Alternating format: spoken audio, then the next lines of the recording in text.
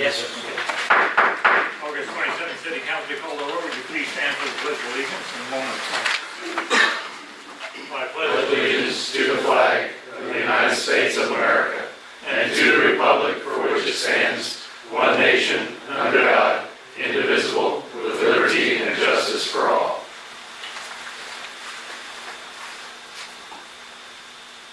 Thank you very much.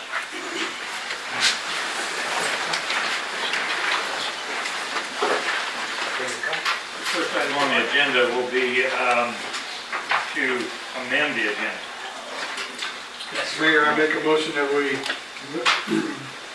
amend the agenda of August 27, 2018 meeting by adding an agenda to recess into the executive session pursuant to KSA 754319B2 for consultation with legal counsel regarding information that will be deemed privileged in the attorney-client relationship relating to village south of Edwardsville project.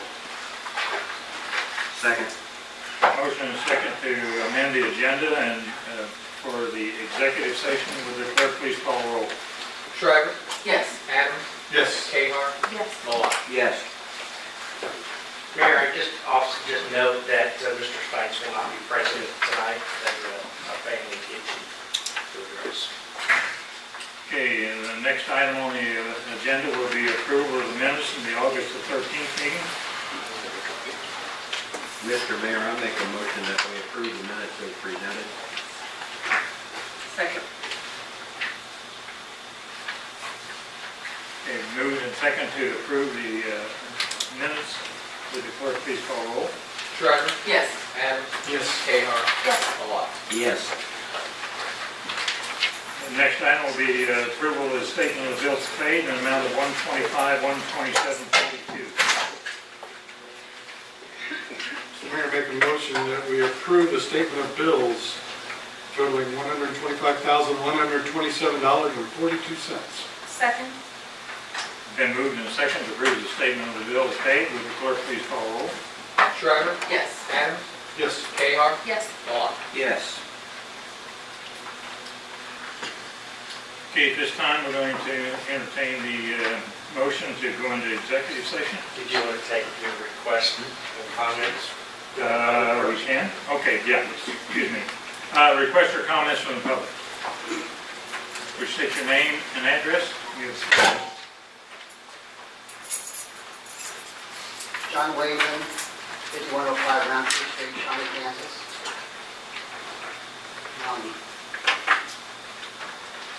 The summer of 2017, Lois Roberts and her son Kevin performed some dirt work and diverted the existing drainage system on their property, Dollar General's property, and my property. My property is just west of Dollar General. I'm asking the city, has there been an inspection of the final project? And if there was an inspection of the final project, did it meet all of the codes and regulations? And were you aware that the project extended onto KDOT's property, the railroad's property, and onto my property? I don't have an answer for that this time. We can certainly look at it. There was a change their drainage route, I'm aware of that. I'm not aware that it was on the property other than the property owners that have to somebody else's property. I'm not aware of that. So you're aware that they changed the flow of the water? Absolutely. Okay, and is there a code in the city of Edwardsville when someone changes the direction of the flow of the water? It depends on what the issues are. So you're You saying change water on your own that, property. you're saying that someone can just go with a backhoe, take out an existing engineered plan, the backhoe, and just start destroying the old drainage system, part of that system onto my property. They went into the back of the railroad's property and dug a hole about 4 feet by 15 feet. So the water drains into the railroad's property. And we can do that without a code, without any type of... Mayor, I'll address Mr. Williams. I don't have any information in front of me. I'm happy to address the issues. He did send an email, but it was just, I think, late last week. Do you know when I would be able to get a response from the email? do it as quickly as possible. I mean, 2 days, 2 weeks, 2 months, 2 days. 2 days? Okay. I'm just, I'll commit to having it to you by the end of the week. but you understand, this lawsuit with both Roberts has been going on for 14 years. The city allowed her to come onto my property, move dirt from one part of the city to the other part of the city without a permit. Dumped all of the water in her property onto my property, basically made my property a floodplain. And you're not able to tell me that the new work that they've done, if there was even a permit, if they had an engineer's report, a water study, at all. There had to be somebody that knew what was going on. Right. And Your I'm happy time to is address up. that. I will allow you to make a response, but no more questions. Let's just make a note. No more questions. That she's going to come, consider it. I have an answer by the end of the week. Thank you.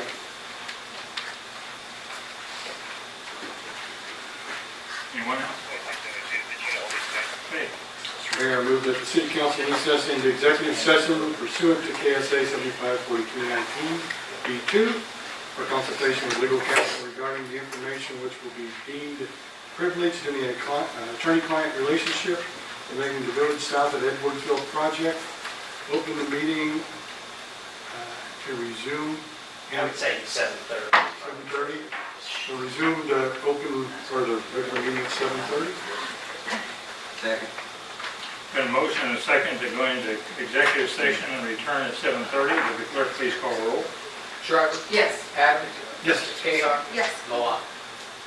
Mayor, I believe just note that Tyler Ellsworth, from special counsel, will be present, and I believe Tom is here as well. Okay, sorry, Tom Howell, who's the city's financial advisor, will be present. Okay. Thank you.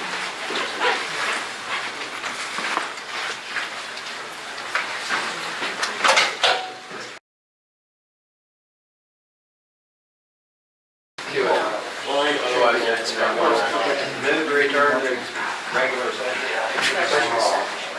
Been a motion and a second to move to regular session. I'm sorry, who was the second?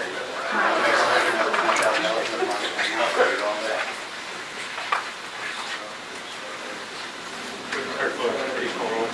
Shriver? Yes. Adams? Yes. Cahar? Yes. Malat? Make a motion to return to executive session on previous matter for 15 more minutes. So it would be 7:47. How's that? Okay. Motion and a second to return to executive session until 7:47. Would the clerk please call roll? Shriver? Yes. Adams? Yes. Cahar? Yes. Malat? Yes.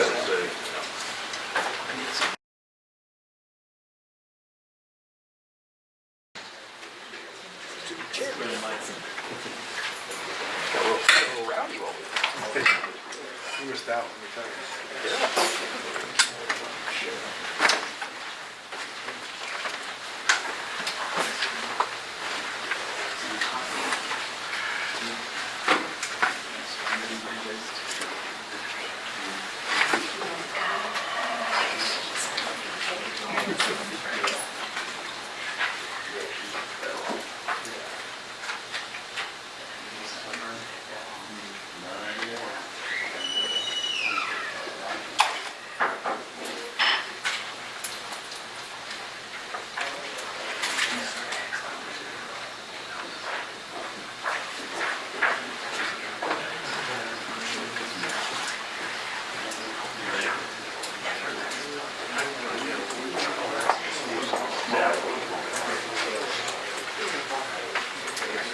We're going to go ahead and open.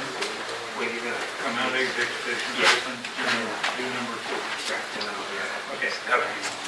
Make a motion to return to regular session. Second. And motion and second to return to regular session. Would the clerk please call roll? Shriver? Yes. Adams? Yes. Cahar? Yes. Malat? Yes. Okay, the next item will be number 4, consider adjusting compensation for cemetery secretary treasurer. Mr. Mayor, this recommendation comes from the cemetery board from their July 25th, 2018 meeting. Earlier this year, if you remember, Ola Howerton, who was a longtime cemetery board member, passed away. Before that, she was performing the duties of the treasurer. Since that time, Connie Henry has taken over those duties, and she was also serving as the secretary. So she's been serving as secretary, and now she's also performing the role of treasurer.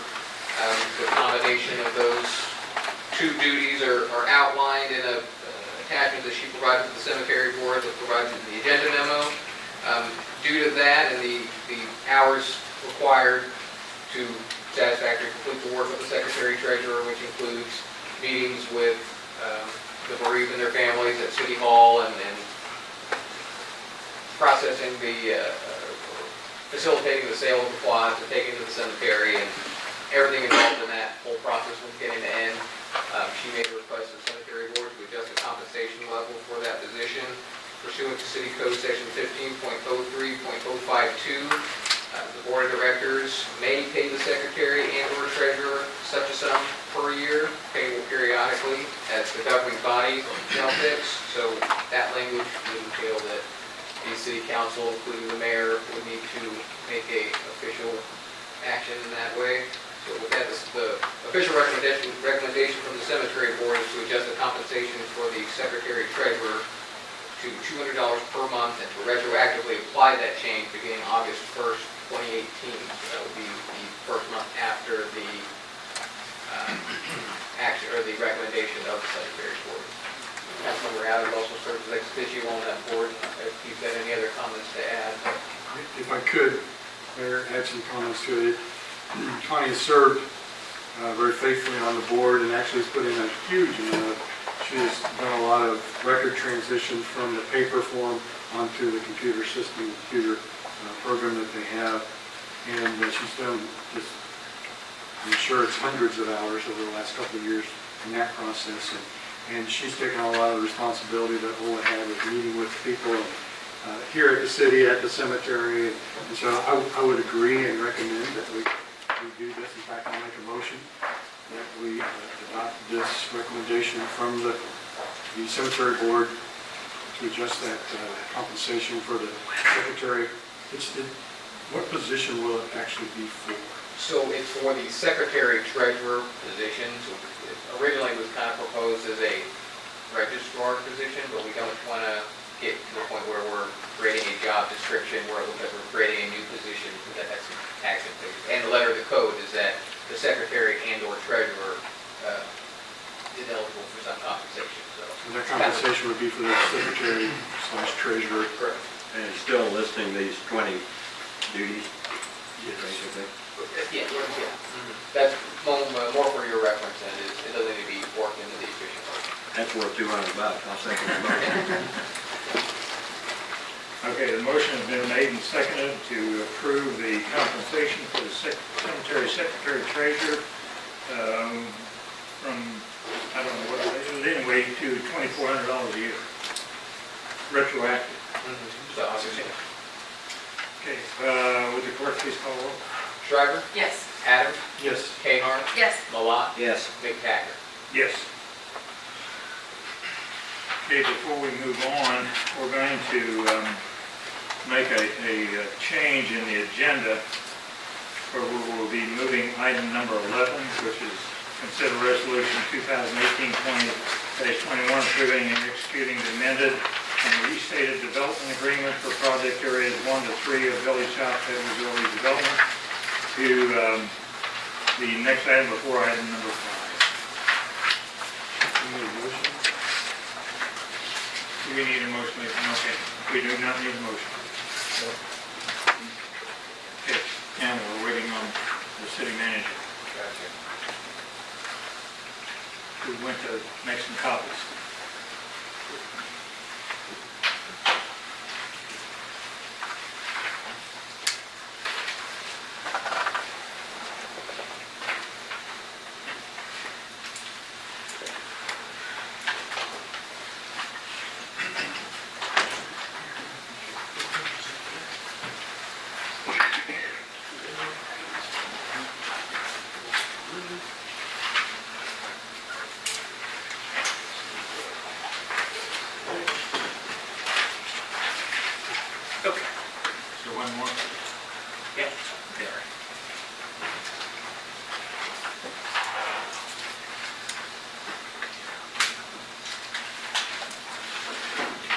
Okay, Mike? Yes. We're ready. Okay. We have moved item number 11 to number between 4 and 5. So we're ready. Okay. Well, I will do a brief introduction, and then I will ask Mr. Monson, who's the developer of the project, to step forward. But what we have is a series of things tonight, as you know, related to the Village South and Edwardsville project, including a new amended and restated development agreement. As you recall, we have an existing development agreement, but that was based on an older project. We have a number of items related to the creating of the TIF district plan. They're approving the TIF district plans, approving the CID districts, as well as some information on the claims and guest tax. As you know, these have all been items that have been coming through the process with the council pretty much through the entire summer process. And we will kind of address these in the form of the development agreement first. We will then go to the public hearings and actions on the TIF projects, and then we'll do the public hearings and actions on creating the CID districts. For the most part, Tyler, our special counsel, will address issues related to each one of those and processes. And we will have lots of action items to take tonight. I know there was a discussion about could we just do one public hearing and one big motion, but you will have a series of motions there. And as we get to those, we can address what needs to be done. So with that, Mr. Monson, if you'd like to make comments.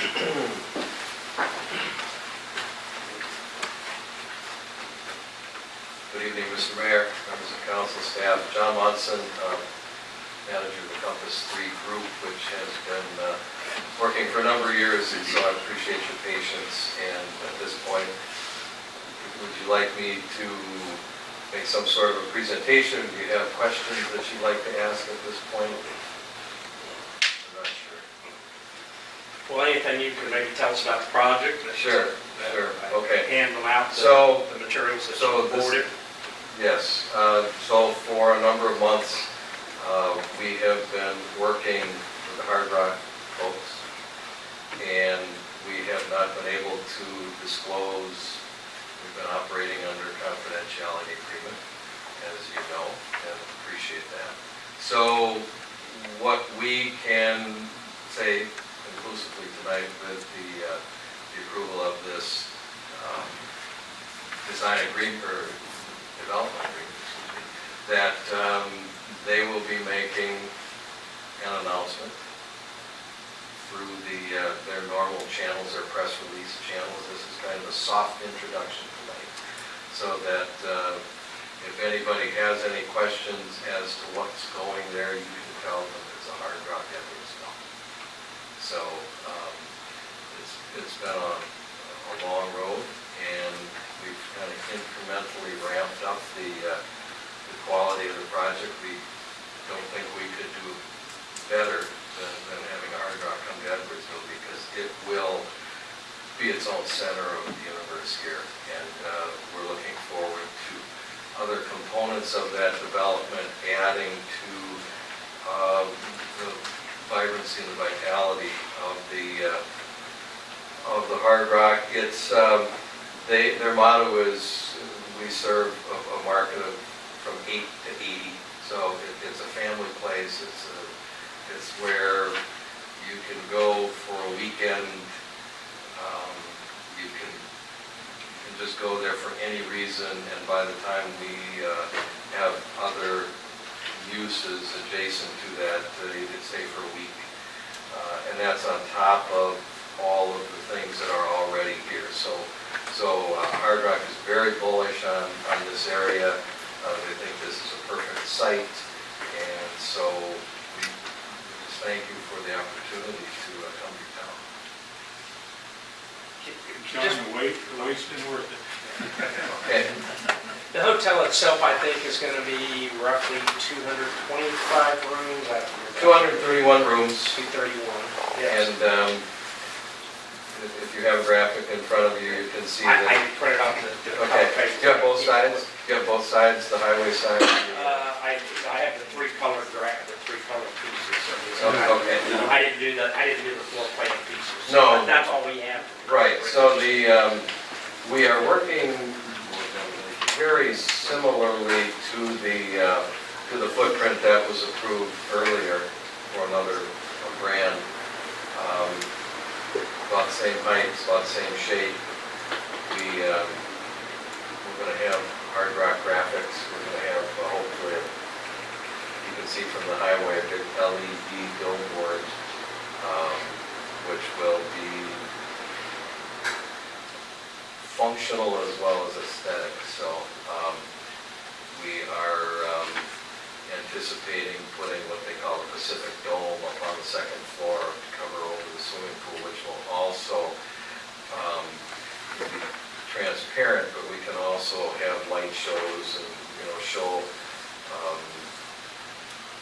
images, if not movies, on the underside. So it's gonna really radiate a lot of light, and that will be for a pool which will be available for use all year round. There'll also be an outdoor pool on that second floor area. We will have, because this will be a place you're going to want to come to for conventions or conferences or events, weddings, graduations.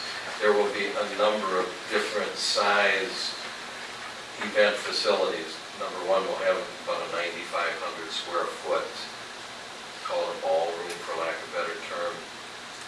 But then on the main level, right in the kind of the corner of that, there'll be a rotunda restaurant where there'll be a stage and available for smaller gatherings. That view out will look over the detention pond that we want to create into a water feature and use that as an asset. So this project has given us the ability to really develop the design and get as creative as we could with some of the natural limitations like the need for a detention pond, and we're going to have a killer view from the rooftop restaurants to what's going on the north side of the freeway. So we think there's going to be a lot of good reasons for a lot of people to come to Edwardsville. So there's going to be two restaurants, the rooftop and the lower level? Yes, and there'll be a little coffee shop, and there'll be, I was also going to add that in addition to the main level event center, restaurant, where literally the tables can be folded up and put away, and there could be a smaller event there. Up on the second floor, it'll have its own elevator, which will take you up, and in conjunction with under the dome, that whole area, weather permitting, great place for receptions, wedding receptions, things where you don't want a monstrous scale, but you want a really nice place to go. So we're trying to develop not just one big conference center, but a number of opportunities for different scale things that can happen at the same time. Can I ask you about Hard Rock's advertising methods? How's their press release work? Do you have any idea what avenues they use? What, local, national? I think it'll be primarily local. Yeah, we're just getting into that now as far as the specifics go. But they can do a much better job at introducing this with the press release, with the however they just opened a couple of facilities here around the country, and so they're very good at it. And so, as I say, tonight we're pretty much talking a soft opening, or a soft introduction, so that it can be talked about. It can be, if somebody says, hey, what's going on? Well, Hard Rock's coming in. So John, when will the Hard Rock Edwardsville t-shirts be available?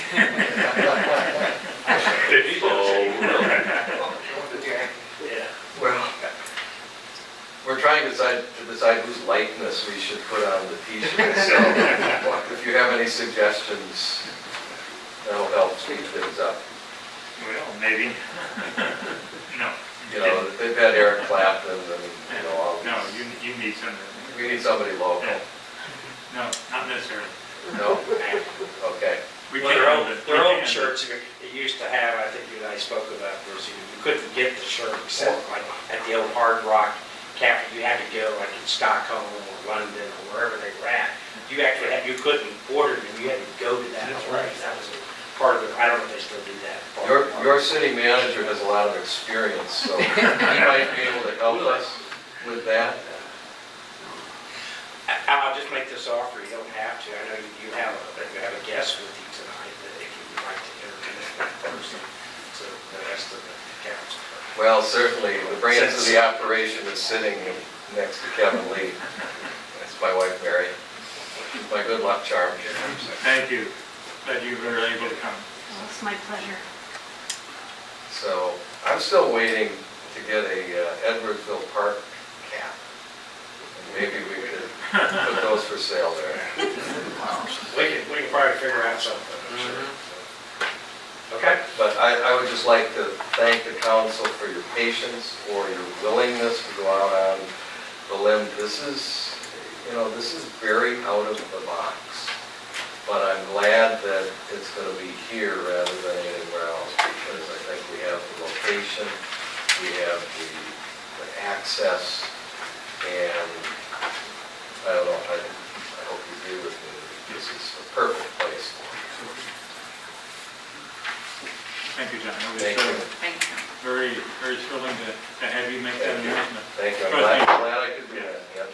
Thank you. Tyler, would you like to go through anything relative to the resolution related to this item? Resolution, for council's purposes, resolution 2018-21. You have a copy of that within your... Yeah. That would have been item 11, as you noted, Mayor, that up at the top. Yep. The resolution, good evening, Mayor and Council. The resolution that Mike just referred to, 2018-21, that was previously item number 11 on the agenda, is a resolution which would authorize the mayor to sign a development agreement between the city and Mr. Monson's development entity, Compass Commodities Group 3, at such time that the development agreement is in final form. I'd say we have a pretty clear understanding at this point what the deal points are, and those shouldn't change. We've yet to receive some comments from the developers team to that development agreement. But the resolution wouldn't approve the agreement. It would essentially authorize the mayor to sign the agreement once subject to his judgment, my judgment, your city manager's judgment, it's ready and executed. So that's what we would request in connection with this resolution. Mr. Mayor, make a motion that we adopt resolution number 2018-21, the resolution of the city of Edwardsville, Kansas approving the execution and delivery of an amended and restated development agreement for an economic development project at the southeast corner of 110th and Interstate 70 in the city of Edwardsville, Kansas. Village South at Edwardsville Redevelopment District, project areas 1, 2, and 3. Second? It has been moved and seconded, and I'm not going to read the motion. That it essentially says to approve 2018-21. If there are no further questions? Another question, is it, could you read the motion back, please? Well, just clarify, did it have at which time the development agreement is confirmed? Did the motion have that? It did not.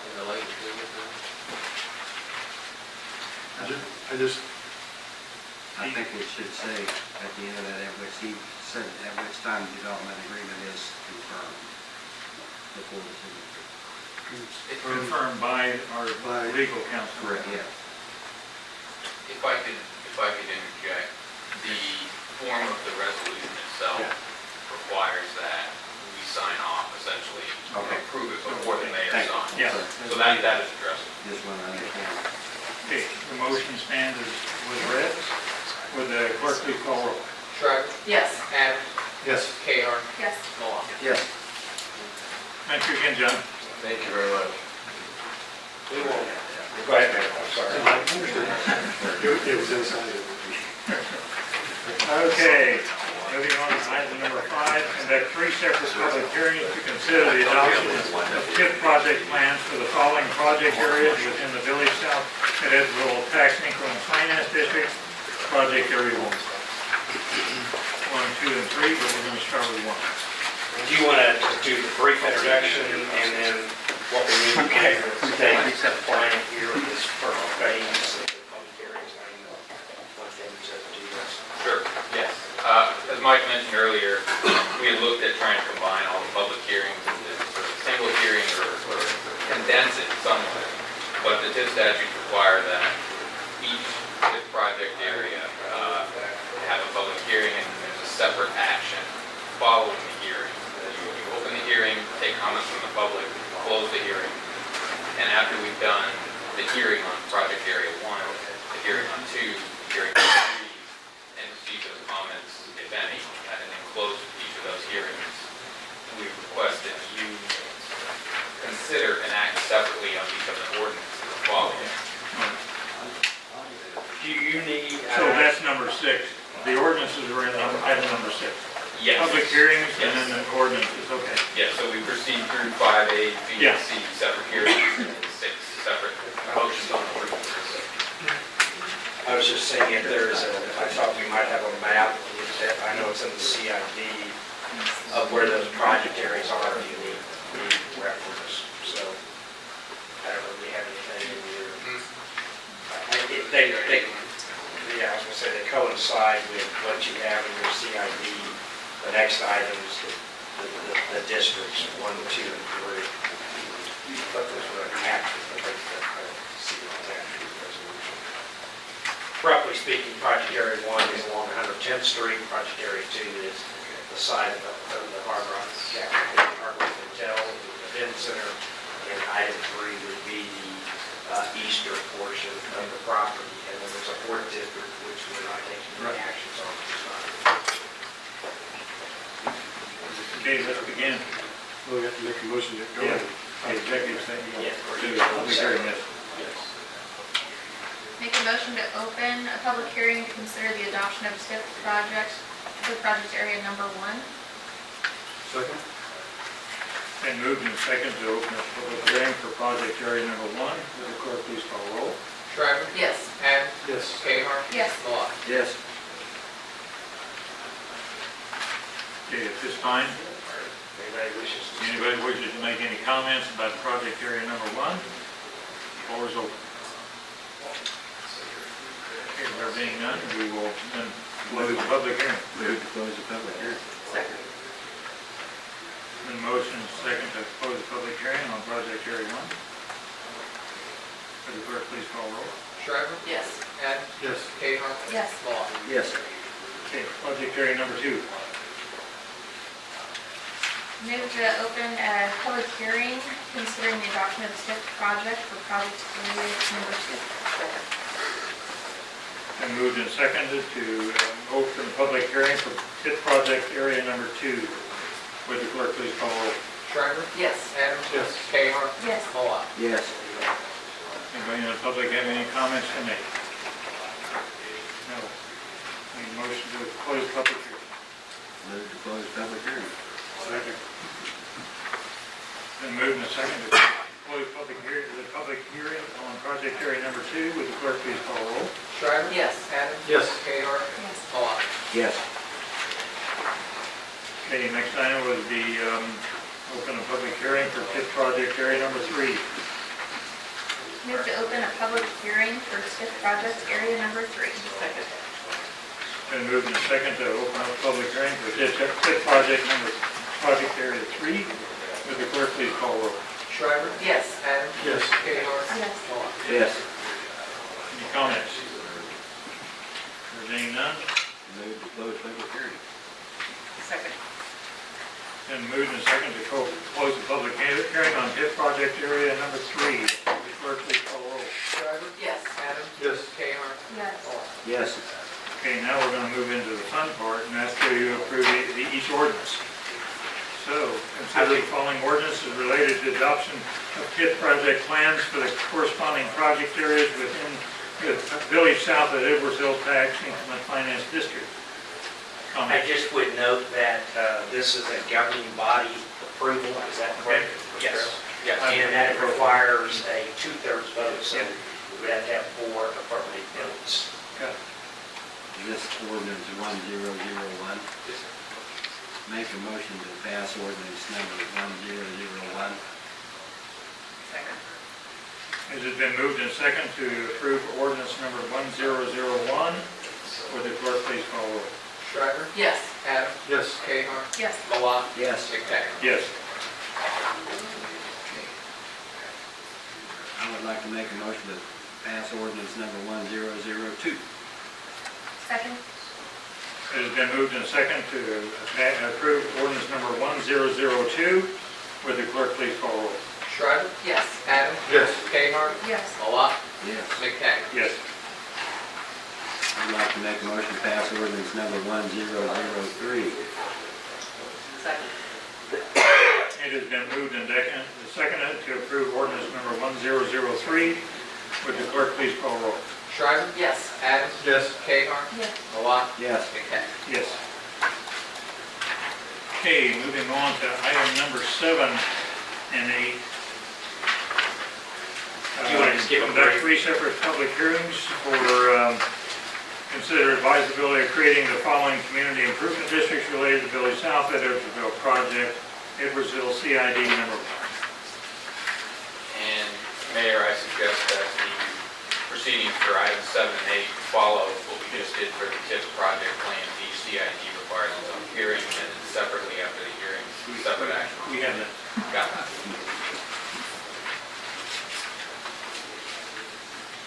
Mr. Mayor, make a motion to adopt ordinance number 1004. We have a public hearing, yeah. To close, open the public hearing, I'm sorry. For Edwardsville CID number 1. There you go. Second? It has been moved and seconded to open a public hearing for CID District Edwardsville number 1. Comments? Well, I'll do the call roll first. Oh, that's right, I'm sorry. Call roll. Shriver? Yes. Adams? Yes. Cahar? Yes. Malat? Yes. I just want to get it over. Okay, now close. Move to close public hearing. Second. And moved and seconded to close the public hearing on CID District number 2. Would the clerk please call roll? Mayor, we're actually closing the CID number 1. Oh, and number 1, I'm sorry. I'm moving way fast. We'll get through it, yeah. Keep it in line. Shriver? Yes.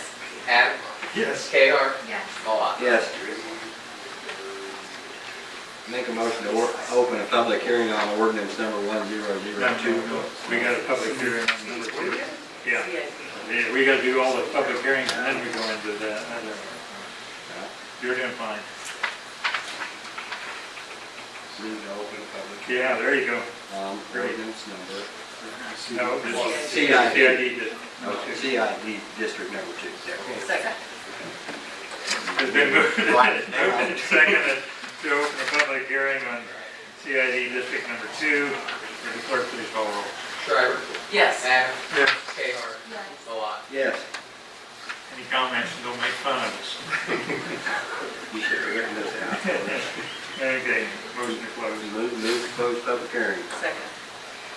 It's been moved and seconded to close public hearing on CID District number 2. Would the clerk please call roll? Shriver? Yes. Adams? Yes. Cahar? Yes. Malat? Yes. Make a motion, we open public hearing for CID number 3. Second? It's been moved and seconded to open a public hearing on CID District number 3. Would the clerk please call roll? Shriver? Yes. Adams?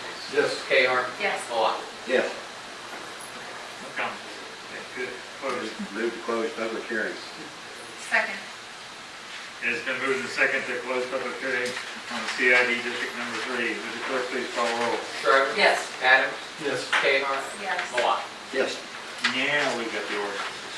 Mr. Mayor, I make a motion to adopt ordinance number 1004, authorizing creation of the Village South Edwardsville CID number 1.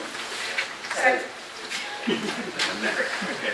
It has been moved and seconded to approve ordinance number 1004, creating the CID district number 1. Would the clerk please call roll?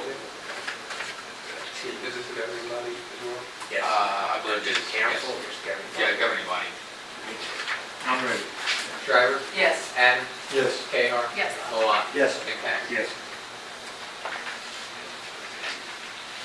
Mayor, I make a motion to adopt the ordinance number 1005, authorizing, Yeah, you're fine.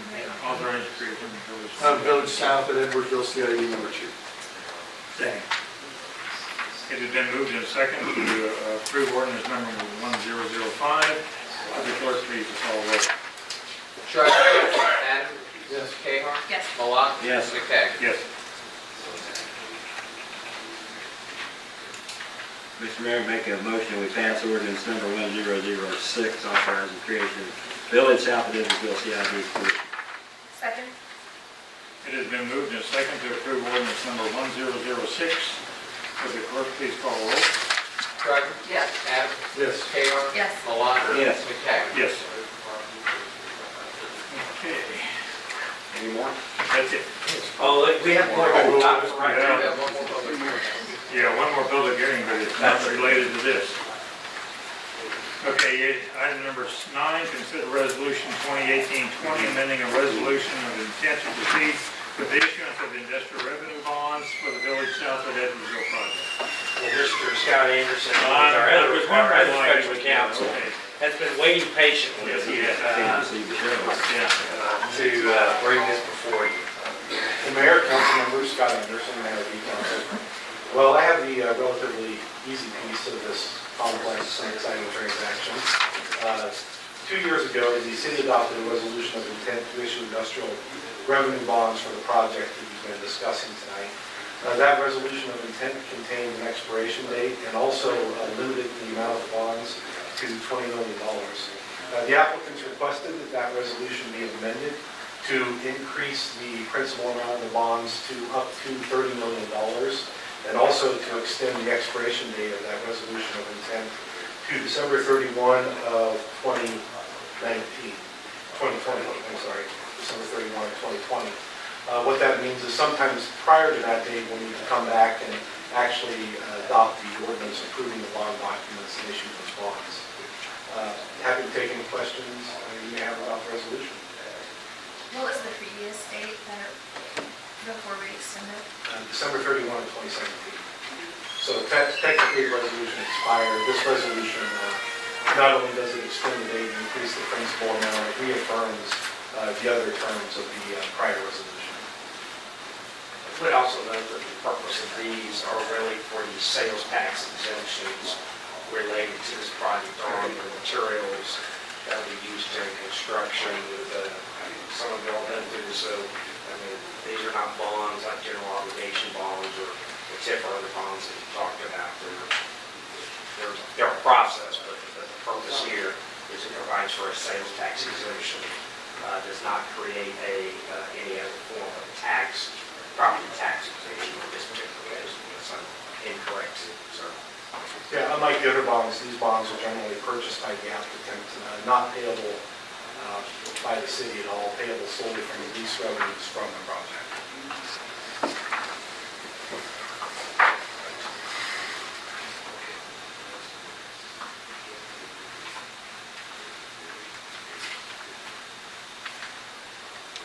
Mr. Mayor, make a motion to adopt resolution 2018-20, which amends the resolution of intent and expands the amount to $30 million from $20 million and extends the date to December 31st, 2020. Second. I'm not going to read that whole motion. I'm just going to say the motion is second to approve ordinance number 2018-20. Please call roll. Shriver? Yes. Adam? Yes. Cahar? Yes. Malat? Yes. Thank you. Thank you, Scott. Sorry you had to wait so long. It was worth it. Number We wasn't 10. here at all. Number 10, consider ordinance number 1007, amending the transient guest tax rate in the city of Edwardsville. I'll briefly cover this, Mayor. As you recall, earlier this year, April 23rd, 2018, adopted a new charter ordinance, 2018-01, that repealed, basically replaced our charter ordinance of 2008 that dealt with transient guest tax. The previous charter ordinance specifically set the rate within the charter ordinance itself. The new charter ordinance allows you as a body to set that rate by a common ordinance, which is what we have before us tonight, as part of the various issues related to the Village South project, for the transient guest tax bonds. These revenues from transient guest taxes will be used to pay a portion of that. It is applied to all hotels and Airbnbs and other rental type of situations in the city as a whole, so it's not specific to a specific hotel or specific property. It would raise the transient guest tax and per the ordinance that would go into effect January 1st of 2019. You have a 30-day window basically from the time we adopt it, and then you have to have basically a period of time after we adopt it before you get them out to the various users. And so it would have been tight to get this started for the first quarter, or the last quarter of this year being October, so we just set the date for January 1, 2019. If there's questions, I'd be happy to answer them. Otherwise, we would recommend adoption of ordinance number 1007, amending the death tax rate, setting that at 8%.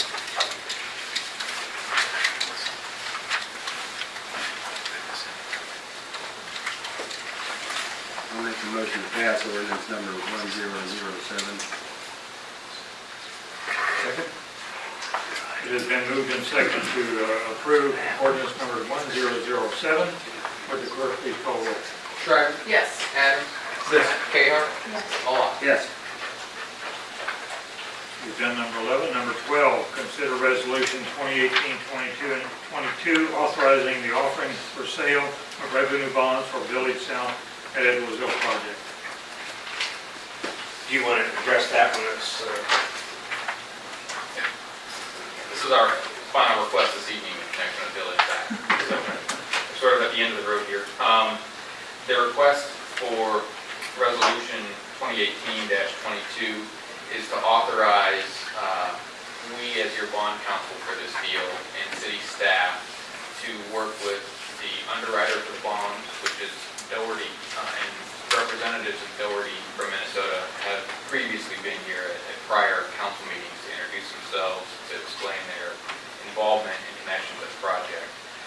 The resolution that you're being asked to consider this evening really just authorizes the city, the mayor, and city staff, and myself to work with Doherty going forward to prepare offering documents in connection with each series of bonds. So we have a TIF series, a TGP series, a CIP series. We would work with Doherty to prepare those, prepare the bond documents. Your municipal advisor, Tom Calico from Springstead, would weigh in through that process. And then we would anticipate coming back before you, probably at your September 10th meeting, for separate action on ordinances authorizing the issuance of those bonds. We're not issuing the bonds at this point, we're just offering them, potentially putting those offering statements out to the market, and then we can come back to you for separate action to issue those bonds. So, What's the target date for making these available to the public for the sale? likely the third or fourth week in September, but it'll depend on how quickly the documents can come together. And then we would look at closing potentially in mid-October.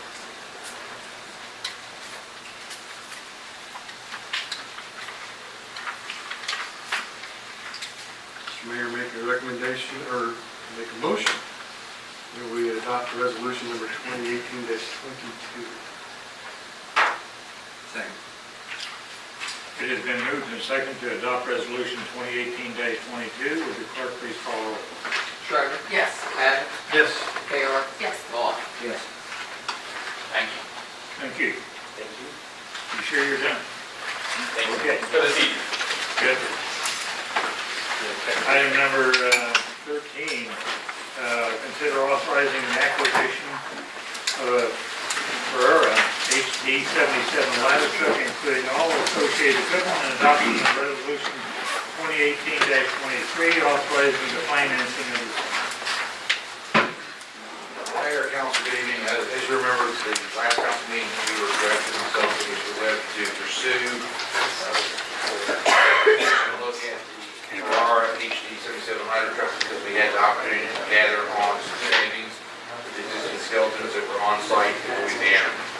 On the August 13, 2018 meeting, we directed myself and the city manager to work with Ferrara Fire Equipment and do our fire master to acquire the fire truck as proposed tonight. Based on the city's letter of intent, which you have in your packet, the city was able to reserve the last available chassis, resulting in a savings of over $72,000. With this purchase, we acquired or started on this meeting on August 13th. We're also saving proposed 4% increases that will take effect in September of this year, which was an additional approximately $30,000. So overall, you're going to look at the purchase price of approximately $745,865. Saving about $100,000 plus, not including the anticipated interest. With all option fees and deductions, we're looking at not to exceed $745,865, and we're including the estimate of approximately $50,000, which will be required for loose equipment to outfit the truck. This will be paid from the special sales tax fund and is not incorporated in any financing we have proposed tonight. There is a difference between the loose equipment that we are proposing, the $50,000, and what is purchased with the price of the truck. The purchase price of the truck, we have certain equipment that rolls out of the factory, such as the 175 feet of ground ladders, not including the main ladder on top of the truck. There are certain other aspects, such as ladder belts and smaller equipment that will come on the truck that is required by NFPA when it leaves the factory.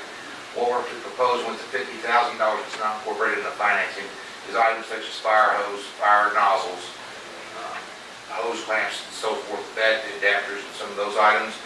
Also included, not included in this, is the air patch review we're awarded with the regional grant that will be showing up in about December. So the $50,000 in that purchase will be proposed to the council at a later date. Staff obtained lease purchase proposals from Union Bank and Trust here in Bonner Springs, Bank Midwest here in Edwardsville, and Rev Financial Services, which is a subsidiary of Ferrara Fire Apparatus. After reviewing the various proposals, staff is recommending that Rev Financial Services based on 10-year lease purchase, the first payment in April 2019. An additional payment will be made in October 2019 after the sale of the Seagrave pumper known as 620 or the Albatross. Through the normal sales process that's established by the fiscal control policy established by this council 2 years ago, 2.5 years ago, longer than that. Yeah. With final payment scheduled for April 2029. The interest rate obtained through the Rev Financial Services is 3.97%. The rates proposed by NBH Bank, Bank Midwest, and Union Bank and Trust were at 4.24 and 4.37 respectively. In closing, the staff recommends authorizing the city manager to enter into a contract for our fire apparatus with its local dealer, Fire Master Fire Equipment Incorporated, for the acquisition of the Ferrara Cinder 77 Paramount heavy-duty ladder truck with the approximate amount of $745,865 and the necessary loose equipment not to exceed an additional $50,000. Additionally, staff is recommending entering into a lease purchase agreement with the Rev Financial Services for said truck and the adoption of resolution 2018-23 authorizing the same. I'll entertain any questions if we have any. This is going to help our rating, what's the rating? The ISO rating, yes, sir, to a degree. What our last ISO rating was deficient on were some things that were out of our control, which were water, which is based upon BPU, dispatch, which is coming from Kansas City County Fire Department. But the latter will give us some credit, but it will also serve as a secondary bumper piece, so some of it will offset itself. What it does do is help with some of our other concerns we have within our industrial park, and then as we have information tonight, we have a rather large building that's getting ready to go here in the north end of town. So, that will help with some of those concepts that we have to worry about with that as well. Mr. Mayor, make a Motion to adopt resolution 2018-23, authorizing the city manager to enter into a lease purchase agreement for the Farrar HD 77 ladder truck. Second. It has been moved and seconded to adopt resolution 2018-23. Would the clerk please call roll? Shriver? Yes. Adams? Yes. Kadar? Yes. Malat? Yes. Thank you. Thank you, Chief. We have two different items on the agenda, is it? Regarding that. Oh, no, the next one. The next one. Next one's police department. Yes, they all have to come out there. Actually, the similar situation about savings is driving this one as well. So, Mr. Mayor, Council, you have the background information before you. We've done this a number of years in a row. Shawnee Mission Ford from the Mid-America Purchasing Council, if you will, is the best bidder overall. There were some other competitors, and some folks would ask about Victory Ford, and somebody said they did not participate this year as they had just in the previous year for the first time. So they didn't participate or submit for any bids. So the best bid comes once again from Shawnee Mission Ford. Those vehicles, the price as outbid at median is $29,593 each, plus the additional cost of the various equipment that's purchased and installed. For the total purchase price of $79,570, we're asking that you allow the authorized city manager to purchase both those Ford Police Interceptors, they're the SUVs, for the total amount of $59,186, and that, as you see here in the information, that Union Bank and Trust offered an interest rate, once again, at 3.95%, and overall interest rates were increasing. This is the first time in a long time we've had over 2.9%. So it's the most competitive, best quote that we had. So again, authorizing the city manager to purchase the two vehicles and the associated equipment and the lease resolution, which comes in 2018-24. Pretty straightforward. Those are 3-year terms. I did note, or it's noted in there, part of it, typically we've come probably a little bit later in the process on this, generally late September or maybe October, we revised that the 2018, so we typically buy one-year pricing for the next year's model, so we're getting 2019 models at 2018 pricing. This year they've moved that up, and basically orders have to be done by September 10th, and we don't really have a meeting prior to that. I know we have a meeting on the 10th, but by that time the order window is closed, so that's part of the reason we came forward a little earlier than maybe they had. We're definitely about 60 days earlier than we normally would. It's the 2019 model year is a short production year because the 2020 is a design change. So this is Ford driving this always. Is this in the budget? It is in the budget.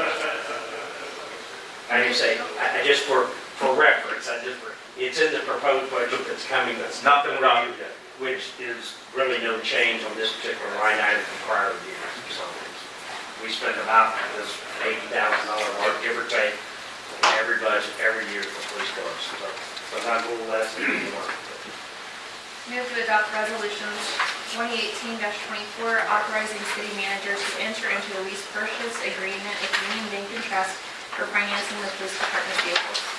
Second. It has been moved and seconded to adopt resolution 2018-24. Would the clerk please call roll? Shriver? Yes. Adams? Yes. Kadar? Yes. Malat? Yes. Thank you. Thank you. Next one is the fun one. Public hearing regarding fiscal year 2019 annual budget.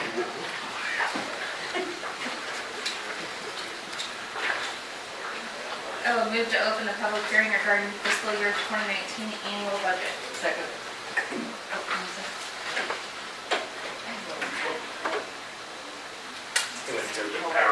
I'll step in for him You real want to quick. step in? No, I think I can hopefully get this. I don't Been know moved and seconded to open. I don't know where we started at, Fiscal but, year 2019. where was he starting at? Was he? I thought so. Yes, stop, there you go. They make their motion and second, they need somebody to call roll, so. Shriver? Yes. Adam? Yes. Yes. You're on. Okay. We will do this as part of the public hearing, and at the end of my presentation, if there are any public comments, then we will address those. Am I disconnected? The computer's died because this has been a long meeting. Bear with me. It's the discovery of and that little flat on the side. Okay, look, Kathy's down. That was part of the gimmick for the budget. We're done. You don't get to see. Just all you do, bring your phone up here, scan, it uploads, and you're good to go. You just say, oh, But they do have their presentation, so they should be able to follow. The good news is that our good friend Mr. Burrows has decided that the county's going to fund our entire budget. I'll write you a check tomorrow. See, I knew that would you'd get a lot of applause for that one, so. Okay. Why don't we just ask the state to do it instead of the county? Well, I'm good with that too, but, I'm not sure, when you have dollars coming from places like the state, they seem to always attach certain rules and regulations that we typically do not find to be in our favor. That's true. We won't go and ask them. Are we good to go there? Are they gonna bring it up? It'll be, yeah. Well, you all have, I will go through this or get started, and once we get it up and connected, if we need to go back to anything, we can do that. Again, tonight what we're doing is having the public hearing and adoption of the final budget. As you recall, at the last meeting, you set a maximum budget, and basically through that, you set kind of a maximum mill levy. That mill levy ultimately is decided through the process when the county gives us our final assessed values November 1st, and that actually sets the mill levy. There we go. And so we will, that's kind of the process. What we did then was say, this is the maximum we're going to spend by our funds, and this is the maximum we are requesting through property tax revenue. That being said, as I said at the last meeting, really the focus of our budget and what we've been able to achieve is that we're proposing a budget that will have no mill levy increase. We are working to continue to retain and attract new employees, and as such, we are proposing effectively a 5% COLA adjustment. We're doing somewhat to a change in the paid plan by just how we do it, but effectively it's 5%. We are putting back more money into our infrastructure, including the decision we made this evening to finalize the acquisition of the fire truck through the special sales tax fund. And as always, we try to come to you with a balanced budget, and sometimes that means spending reserves or not spending reserves. Pretty much we're proposing a budget that doesn't spend reserves and maintains a fund balance of approximately 15%. As you'll recall, last year when we were at this point and we adopted the budget, we were assuming a no change in our property taxes based upon the assessed values that we received in July 1. Ultimately, the assessed values came in higher, so when that happens, it automatically lowers the mill levy, and vice versa. If it went the other way, went down, what you would get from the county would be an increase in the mill levy. Some of y'all may recall a few years back that happened to us. It was a fairly sizable change, and the council ultimately decided to adopt a resolution holding the mill levy, realizing it was going to reduce revenue and somewhat impact the bottom line, their reserves. You can do it the one way, you can't really do it the other way. So when it comes in, higher, you're kind of living with whatever that result is. So we did have a 1.2 million reduction last year. I think again, as I've said, the unfortunate part about that, I don't think anybody opposes trying to work on mill reduction. It just took that discussion out of y'all's hands, unfortunately. This year, we are proposing to hold that mill levy as it ended up being for the final 2018 at 46,154. That is both the general operating fund and the debt service fund. I think last time we brought this up, and I think most of us were, even myself, was a bit surprised at how this broke out, but when we look at property taxes and who's paying for them, the investment that we've made into our industrial park and the work that we've done to help promote the economy through the kind of the e-commerce and the various things we have in the industrial park shows up in that more than 60% of the property taxes paid by our commercial base versus our residential base paying about 38%. As you recall, just using Bonner, which I think is probably a more typical example, you would see just about the opposite of that the commercial base may be 30 or 40%. You know, in their case, the residential, I think, was about 69%. I did not look at KCK as a whole. My guess is it's probably a little more equated, but I would guess that it probably still leans towards the residential side just because of the city as a whole. So that's a good thing. The caution I give, I can't do anything good. You know, you never want to see too much in one bucket here. And again, I think some of the things we're doing up north that we went through tonight helps to change that and brings in more sales tax. And quite honestly, that's hard in these days to grow our sales tax base. I think we focus on small projects. Typically, I mean, those small retailers and things are probably our best bet. You know, a lot of large box retailers is not what the market's bringing right now. So how do we find other things along the K32 corridor and things of that nature? General fund, just briefly, at the end of the year, we are estimating at the end of this year will be at about $928,000. At the end of next year, we expect we'll spend that down to about $911,000. As you see in 2017, we're about $920,000. So that's a good place to be. That range is a solid place for our organization to be. When you think about, you know, a general fund that's I have here somewhere, you know, probably $6 million. So we're sitting at about the 15% mark. Is great, you know, 15 to 18%. You don't want to have too little. And quite honestly, you don't want to have too much. If you're keeping back too much money, then the question is, why are you saving money for what? Now, maybe you have a big project coming up and you know it's 3 years out and you want to start saving, but generally, you don't want to oversave or undersave. Breakdown generally of where the money goes. As again, we would expect, payroll benefits is our highest expenditure, pretty much true, probably in almost all organizations. Certainly in municipal field, and then you see the various other areas, materials and services and contracts, you know, equipment and capital. And when you look at it by fund, that is, again, you would expect police and fire make up the vast majority of our budget, which is also why, you know, somewhat the payroll benefits are a little higher because of just how the structure is there. But overall, I think we have a good mix in what we're doing. Just to kind of go through these, so get it into the format here. We are proposing that the general fund admin, which is pretty much our finance and the clerk's office and my stuff and planning and all those things fall under this admin area, that the budget for admin is at $914,626. I'll be happy to answer any questions as we go along.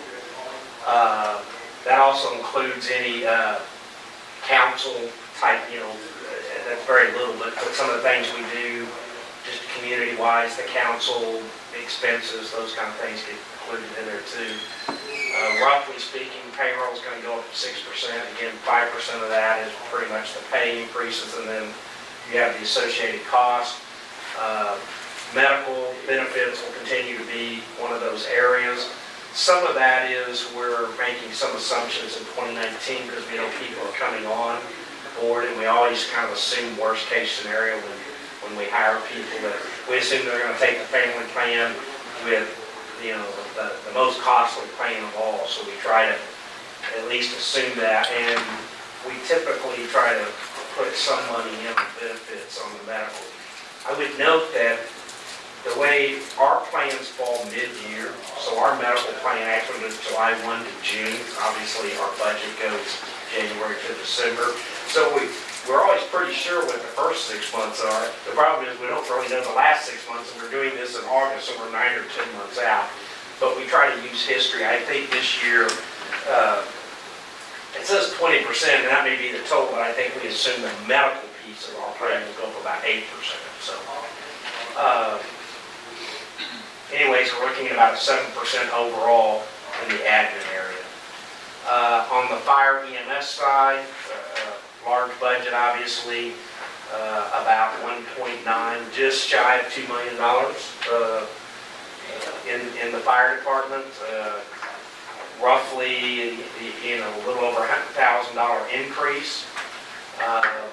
Again, payrolls, the biggest thing driving that. We do have some money estimated for some building repairs that we may or may not do, depending on some of the discussions we'll have on renovating, rehabbing the fire station and where we're going to go with that. Again, about an overall 7% increase in the fire department. Again, almost all of this was driven through the payroll side of the world. On the police side, fairly similar story. And again, roughly a $100,000 increase. Most of it is in the pay and benefits area. There's a few things here or there, but overall that's where it's being driven by. Their overall increase from budget is about 2%. Partly what's happened in the police department, because they've had people leave and new people come in, it just changes the deal. But everybody's seeing the same pay increases, so I don't want anybody to walk away with, they're getting 6% here and 2% there. It's 5% for everybody across the board, and we're moving the pay plan to 7 steps for all employees. So all of that's included in there. Fleet rotation, which y'all took care of that item tonight. Let's hope you approve the budget, because otherwise, I guess we won't buy police cars. But again, their increase is about 5%, so a little bit less than the others. Chief Mathies tends to be more giving than the rest of us, so we appreciate his gifts to us. So. Unless it's lunchtime. Public Works has been a relatively small department. Obviously, over the few years coming up, I think this would be where we probably see some of our larger increases, just because of the amount of activities that are going on, they're taking on, and under the leadership of Ms. Snyder, we've really changed that from the, as we used to say, the one man on a truck and a shovel kind of department to a department that's becoming very professional. A lot of things going to drive costs here are going to, quite honestly, be some of those mandates, stormwater, those types of things that we've got to address. And we've just kind of not had anybody with us that really could manage that, understood it to the level that she can.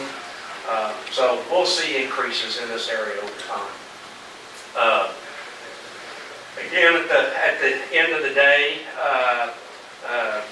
about a 5% increase over last year's budget. And then Parks and Rec, I mean, it's a relatively standard area. 153,000 is what's proposed. But we really do want to try to continue to focus on how we make Parks and Rec, I think, a more important part of our community. Whether that's parks in the sense of trails and outdoor spaces and the use of the river, having that riverfront access. We've got some nice amenities. We just need to continue to work on how we use those, and then, how can we expand our, I say recreation. I think that's a broad thing, whether it's adults or things. We've had a good soccer program. It's a consistent soccer program. But, like this year, we're trying to expand some of the baseball and football league. We brought on basketball a couple of years ago. And so how do we continue to do that? But it takes facilities and people and an investment of money, quite honestly. And then municipal court, which really stays pretty level. Probably the hardest area here always is is the contractual services. I mean, that's how we pay for the prosecutor, the public defender, the judge, but we also have jail fees in there, and it's hard to determine what those are gonna be sometimes, how the bonds come in and out. And so in this particular department, it can fluctuate, but relative to the revenue and the work, it stays pretty consistent, so. And then the community center, again, I think this is one of those areas that how do we use that facility, and when we looked at our plan, our facilities plan, we certainly can get better use out of the structure in the building, but it will take investment, and I would say we're somewhat in a holding pattern here. Maintain it, use it the way it's been used. It needs to be painted, it needs downspouts replaced, and it needs kind of your basic TLC that you would do to your own home or building or project. So we're showing a decrease, but in reality, it's probably going to be pretty flat here. And then we looked at cash balances. Again, assuming revenues we think will come in and expenditures. And I guess the good message is here is that we hope to continue to grow that balance, though we do have some opportunities maybe in the 21-22 year that, those potential years where we might look at the mill levy, bring down the cash part of it, or invest that into bigger projects. So we don't see anything on the immediate horizon that says, uh-oh, we got, big things coming and we haven't done a very good job of preparing for them financially. And again, as we've said, and we've been pretty consistent over these last 4 or 5 years in this 15 to 18% range. Again, I know I've mentioned this and you probably get tired of it. I would have loved to have seen these numbers when I started here in 2007. I would have liked, even a number greater than 1. Unfortunately, our numbers were more like negative. So, we put negative signs in front of these numbers back then. So, I think overall, as a council and as a community and staff, we've done a good job of bringing us to this financial level. And quite honestly, that's why we can even do the things we're doing with the projects tonight, why we maintain a, solid bond ratings, equal to what we see, in a KCK or Shawnee or some of those places. So I think we've done a really good job to get us to that financial place. So overall, we are proposing a 2019 budget of $5,887,406. This is the part that always gets to be interesting, because you're going to look at the little document that we send to the state and say, these numbers don't match. So I'll go over it again. So the state assumes, when you're looking at the budget, they assume all your revenues are available for expenditure. And they basically don't allow you to maintain any form of a cash balance. They let you keep like 5%. Nobody does that. I mean, anybody, they're always trying to keep a higher thing. So you end up creating a special fund, either for, we're not getting quite that much in revenue on the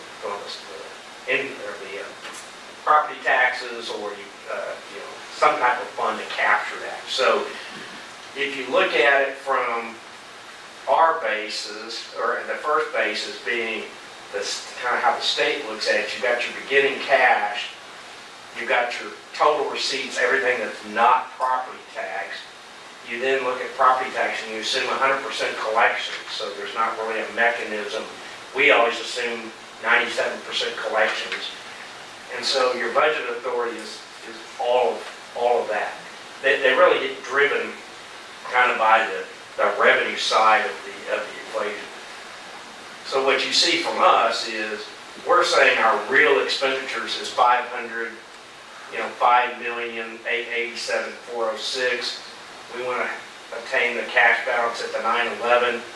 So we effectively put $59,540 in this cash reserve line item, contingency, whatever.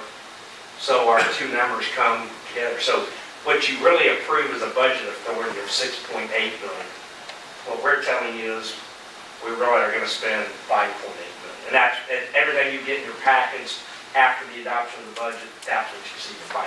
So when you look at your monthly statements, it's not based on that budget authority number that we give to the state. I know it's confusing, and I haven't figured out a way to fix it, but tomorrow, I think the mayor and I are both attending. LKM has their policy committees, and one of those committees is the finance committee, and there's a subcommittee that I've been on. How do we streamline this process, really for everybody? I mean, the county gives us what it is that we need in value.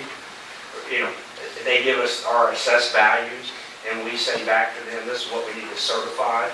Quite honestly, all the other stuff, the forms and all the extra stuff, it's really, in my opinion, in a lot of cities, it's just extra work. I mean, it goes, it gets shipped to the state, and it kind of ends there.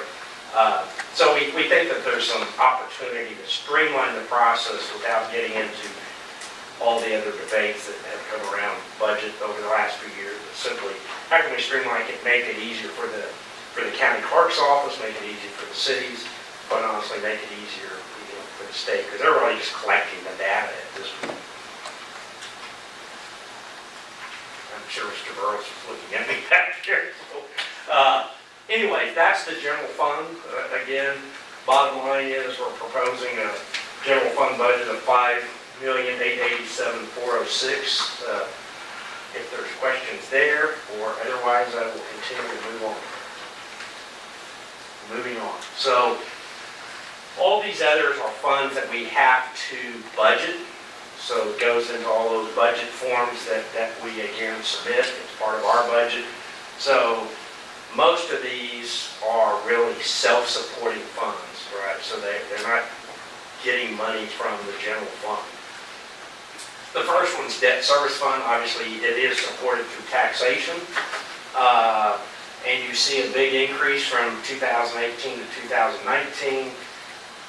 The big increase there is our temporary notes that we will convert to permanent financing in 2019. The first payments won't be until 2020. So it's a big number, but it's a number in and it's a number out. And a little bit of the ending cash, what we've tried to do in this budget is some of the transfers we were making to other funds, we're trying to reduce those so that the debt service fund should be supported by taxes and revenues from the sewer fund. So some of our debt sewer related, so whatever that amount is, that's with the sewer fund. The rest of it is really general obligation debt, which means fundamentally it should be roads and things like that should be paid for by the property taxes. That's what it's set up to be. So it's pretty much in and out. Obviously, this is one of the funds we know where the money's, we know what our debt service is going to be for, until we issue more debt, we know what it is until the end of time, so to speak. Special sales tax, again, this is always a fund that's, we can't spend more than what we have in the fund, but as this started a few years ago after the voters approved it, it's allocated for fire, for basically equipment acquisitions capital, like fire trucks. It's for parks, same kind of deal, and for streets. And so one of the things we've done, obviously, is acquire the fire truck, but also put some more money from the special sales tax into streets. So we had about $100,000 in 2019. We're proposing $150,000 from this particular area, so we can get our street program, and by that I mean things we don't bond, just the bigger repair project over $200,000, which is, again, one of the goals of this fund. We'll maintain an ending cash. Again, the biggest change on the expense side is paying for about $75,000 annually for the new fire truck. The offset of that as we go forward, obviously, as the hotel comes on board and it starts generating sales tax, remember that the half-cent special sales tax is not part of that deal at all, so it'll start generating money into this fund. So we We didn't give anything relative to the special sales tax fund, nor could we have, but anyway, so this fund will start generating more revenues coming in, and effectively will generate enough revenue to pay for the fire truck. So, if somebody says, well, how's that helping our community? Well, just effectively, it just paid for a fire truck. We needed, period. So, again, there's the breakdown, if you'd like to see it.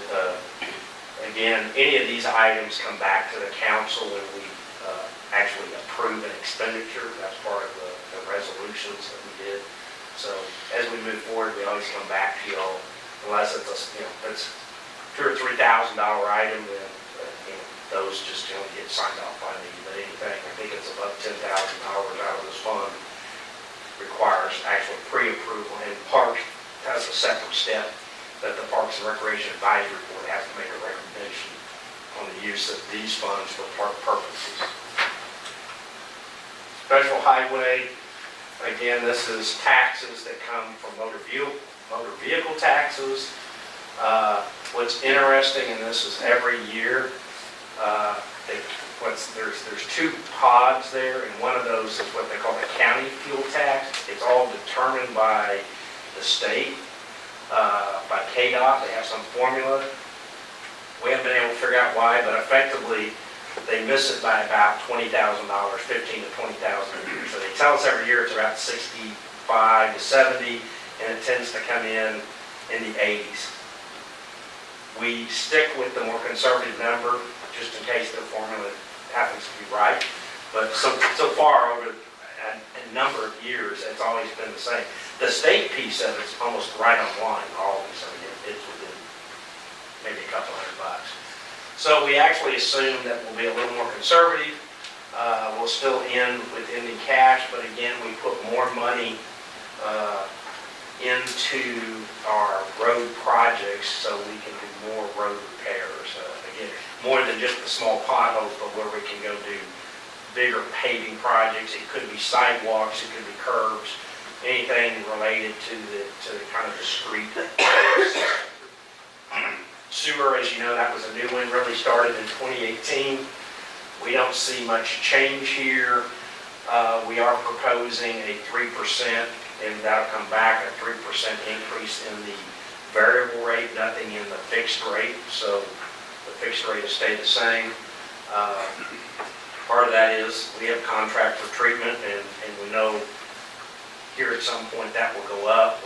Again, we know that the unified government's rates have gone up 5%, I think, last year, this year, and proposed for next year. So at some point, that'll catch up with us just for treatment costs. So we're just trying to be conservative, but make sure we are prepared and keep a healthy fund.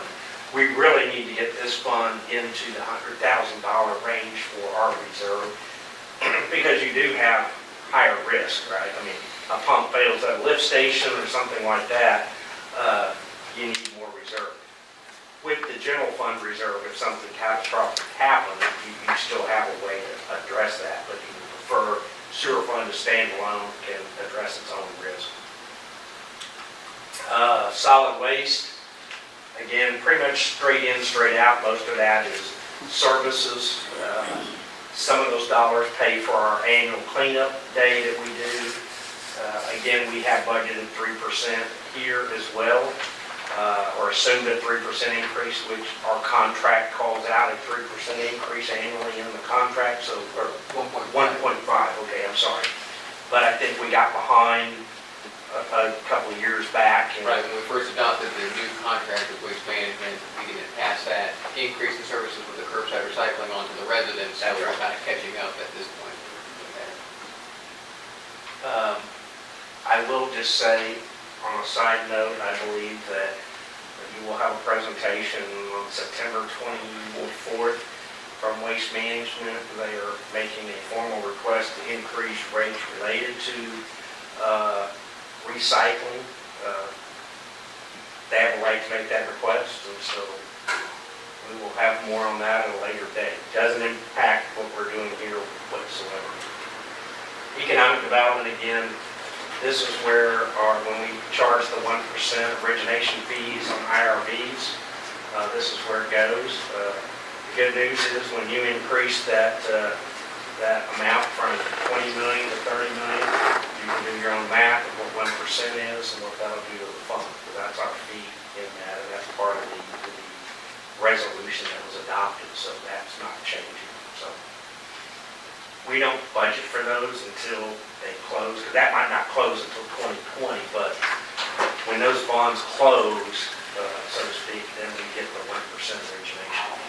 And that's pretty much what's kept this fund in business, and we've done a lot of great things with it. So that's kind of how we got the sewer started up north, and I think you can look and say the investment's been pretty well paid. So Didn't we pave the road in front of Glacier?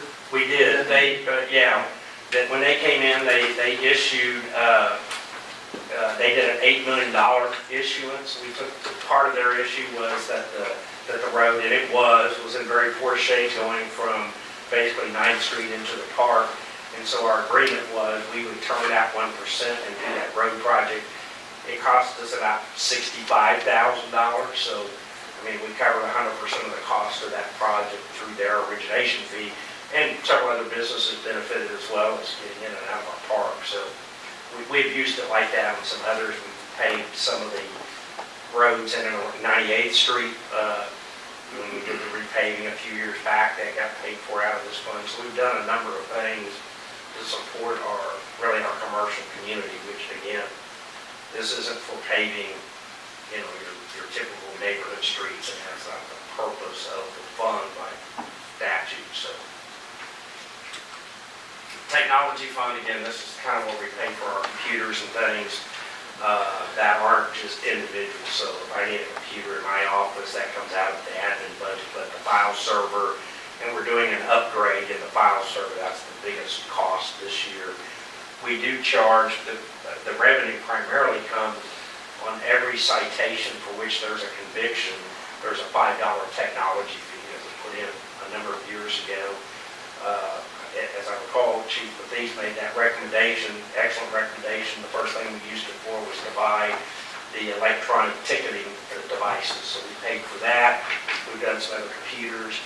A lot of those kind of things have been spent around the court and basically around court and police, since that's where the revenue. But we now transfer from the general fund $20,000 in here, just again to keep all of our technologies together. Special events, which is our festival. Don't forget that's coming up here the 22nd, 21st, 22nd. So that basically takes care of that. So with that, Mayor, I have introduced it, and you've opened the public hearing. If there are other comments, we will address those, and upon that, you need to close it. Now time for any comments from the public. Any public hearing discussion at this time? There being none, we will entertain a motion to close the public hearing. Make a motion to close the public hearing. Second. It has been moved and seconded to close the public hearing. Would the clerk please call roll? Shriver? Yes. Adams? Yes. Cahar? Yes. Ola? Yes. Down to the nitty-gritty. Consider certifying the fiscal year 2019 annual budget. Did they have that?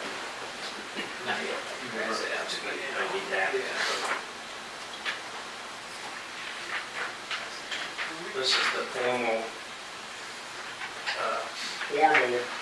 budget adoption work page that on approval will need your signatures, and this is what primarily is what is forwarded into the county for the action steps that are necessary. Can you remind us how the motion would be structured? I think the motion is just to adopt the fiscal year 2019 annual budget as presented on the certificate, basically the budget certificate is correct for you. So moved, as he said. Second. It has been moved and seconded to approve the fiscal year 2019 annual budget as presented. Would the clerk please call roll? Shriver? Yes. Adams? Yes. Cahar? Yes. Ola? Yes. Burden? Whoopi? Yes. Mike, it's your turn again, and you better, Well, I'm gonna make, better make it brief. I have just a few minor things. First of all, I would like to thank all the staff, department heads and their teams, and I know Michelle's not with us tonight, and Zach,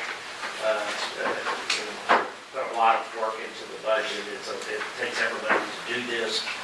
I know specifically Zach's spent a great deal of time coming to the budget point, and of course Michelle is kind of the lady with the numbers, so I want to publicly thank them, and again, our department heads.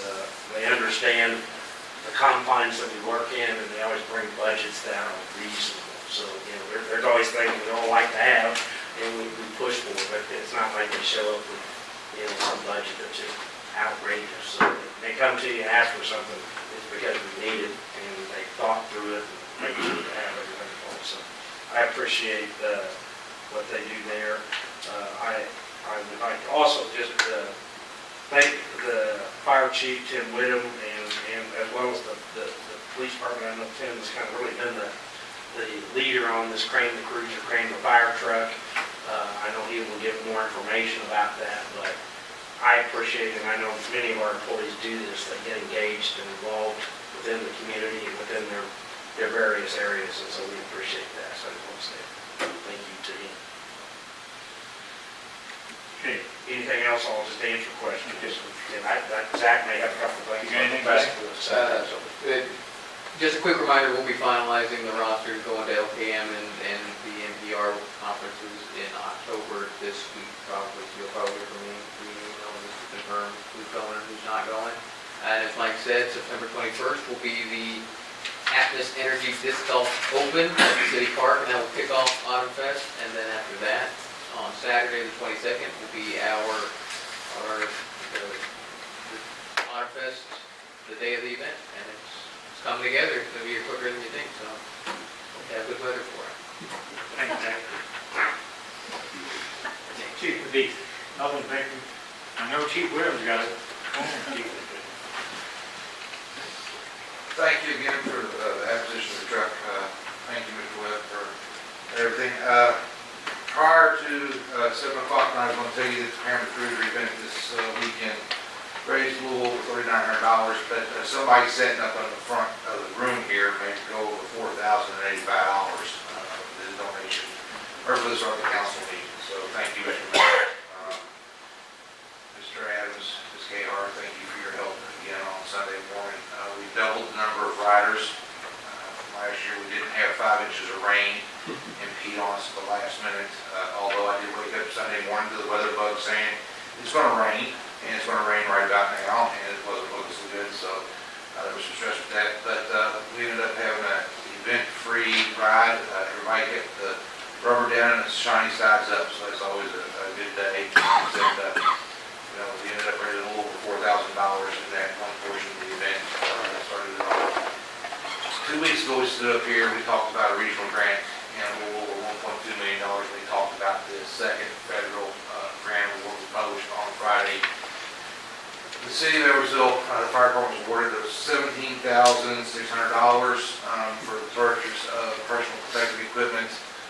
Our cost share is $838, which is the cost of one pair of firefighter ground pants. So the federal government is going to fund $16,762 of personal protective equipment that is offsetting for the budget costs for this year's coming up budget. So if you have anybody that kind of runs into you on the street, some of that information has now been published by FEMA, especially when they hit the streets. We looked at it in Kansas. There have been 6 award notifications up until this past Friday. Unfortunately, Edwardsville took 2 of them. Not that I want to shoot my horn or anything, but the other one was the Kansas Fire Rescue Training and a couple other agencies that will remain nameless. But we're going to 6 awards right now in Kansas so far, so we're doing pretty good. Thank you, Chief. Good work, Penny. Nothing. Lisa, nothing. Okay, Margaret, we're going to start with you. Yes, we are. Never start down here. Yeah. I try to switch them around. I know. First of all, how exciting. 2 years later, we have an announcement. Yes. Very exciting. Zach, I'm sure you'll spill it out every way you can. We fun doing the minutes for this meeting, yes. Pictures and everything. Yeah. Exactly. Thank everybody for all their hard work. I know Mike, countless hours are attorneys. Lisa, I know you had to get all up to speed on everything, and Zach and everybody involved in that. That's been from the sewer systems to all of this, all of the public hearings tonight, everything, 2 years worth of work. We can all sit here and say how proud we are, but it was a group effort, a huge group effort. So, applause to you, Mike. I know you. I told them, I said, they're be glad they're not paying me, so. Those tractors can get out there. Yeah. That'll be exciting. Yeah, absolutely. So, and once again, hats off to all the department heads, all the hard work you do. Chief Whittam, wonderful, wonderful cause that you run for those families and those kids. Can't think of a better cause to raise money and help out those needy families. That's just my applause to you, because that hits home to a lot of these families, so. That's all I have. Gary? I agree with you on the announcement of the Hard Rock. It's been a long time coming, and I thought the announcement was a little bit too soft. I think there needs to be some trombones playing and so forth, and maybe a little bit more that we're going to, the Hard Rock announced that they're going to build a hotel here. I think we need to tell everybody that we're doing that. And it's a credit to the staff that this has happened, because it's completely out of my domain. As you can tell by the way we make motions on all this stuff, we've never done this before for something this big, and it's really thrilling and exciting, and it kind of gets your tongue tied up when you're trying to act on it. So don't think that we think it's humorous, but because we think it's really serious matter that's coming on, and we're going to beat Kansas City, Kansas or something. I'll say it, I don't care. So the announcement needs to be hot shotted all over the place with my sewer bill or with my trash bill today, like you did the dollar bill thing. I was going to ask about the $50,000 accessories on the fire trucks, but you explained it before I got to ask you that. What about 620? Is it going to be sold? Yes, sir. Once we get the new truck in and everything worked out, we will sit there and send out through the normal process of sealed bids to get rid of that piece of apparatus, and the highest bid will take it, and I would probably even offer a delivery to get it out here, and hopefully pay some groceries, but it'll follow through our normal physical control policies. I was just curious about that. I didn't know. We did get how many so to jobs you speak, could keep off of that? a letter of commitment for acquisition, so we have Another three fire fire department wants it. It's actually, it's a company that acquires fire trucks, Okay. and so, but whether they provide, if that's the best offer, right, we go through that process, but we won't purple wave it, because we know we have a committed price, and so, but maybe somebody else. I thought I saw something around something that offer me on. Two other things out. When is the special sales tax expire? 2024, yes. Okay, so we probably should look for a recommendation of when we should start re-advertising to get that back on the ballot. Yeah, we'll definitely do it ahead of time, at least a couple of years. I think it's the best bet. I'm seeing that that's going to be pretty essential with the way the budget's been going, the way we've been able to keep the no increase in the mill. I know that sales tax has done a lot to help that, because I don't think we could have done a lot of the things we've done, or that you guys have done without that. So that's what there's a lot of credit to be given to the city staff on not increasing this mill levy. I mean, that's a big thing that people like to hear about. I don't know how you do it, but you do it, and you make it simple for us. So thank you for being here. Well, just wanted to thank department heads again and the city staff on all the work for the budget and just planning ahead of time to keep costs down so we can do things like police cars and fire trucks when we need to. That makes a really big difference to have the means to do that. The Cram the Cruiser and fire truck event was great. This was my first experience there, and I was just really amazed that everybody was so happy to be there and just glad to give to the cause. And I just wanted to thank the fire chief and the crew that was there helping. They just did a great job. So it was a great event. We're looking forward to another great event. Wait till December, I'll hit you up again. I'd love to. It was so much fun. I ditto all of the above, and Zach, I really want to thank you for putting that out in the hot shot so quickly about the tax distribution and how much we really need to show appreciation to our businesses in the area that are really helping support a lot of the tax base in our town. And sometimes we can point our fingers at them and complain about maybe some breaks that they get, but they are supporting a large part of our budget, and really appreciate the businesses in town. Mr. Burrows, since you're in the room, I want to thank you for coming and seeing what we're doing. This is an important part of Wyandotte County, and we appreciate your attendance. And since you're here, we get questions a lot of times from the community about, we pay taxes into the county, and what do we get back out of it? And I'd really like for us to think about reinstating a sci-fi or something similar like that, so that the citizens of Edwardsville realize some benefit from the money that they send to the county. I would just add, that we are still moving forward with the special meeting on the 17th of September. Mr. Bach and I know Mayor Alley and others will be attending, and the primary focus is kind of a presentation of the county portion of the budget to, just get that, and to give both counts of honor. It's a joint meeting of honor in Edwardsville to be able to ask those questions and have a good dialogue around that. So it's something that which the three city managers have been working on the detail pieces of getting that done. I think it's going to be with the George Mine, if I say that right, center. It's the space big enough and things, and working on, we'll probably have food there, something light, maybe it'd be sandwiches, since we're going to start at 6 o'clock, and so we'll try to take care of everybody so they don't have to rush home to eat necessarily. One more thing, if I may, I want to thank Zach for attending the cemetery board meeting last week. We made huge strides forward with being able to have Zach there and answer questions and figure out the mechanics of how to move forward on some issues. And it's really exciting the way that board is moving and the steps they're taking to becoming a very strong policy-based committee. And some good ideas, out of the box thinking in that group. But I want to thank Zach for your involvement. Okay.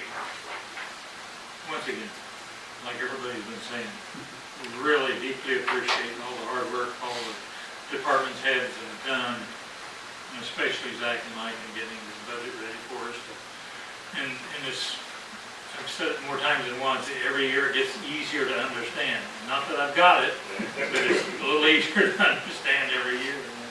But once again, Chief, thank you for the effort put forward for the cruiser, the fire truck. And with that, we are adjourned.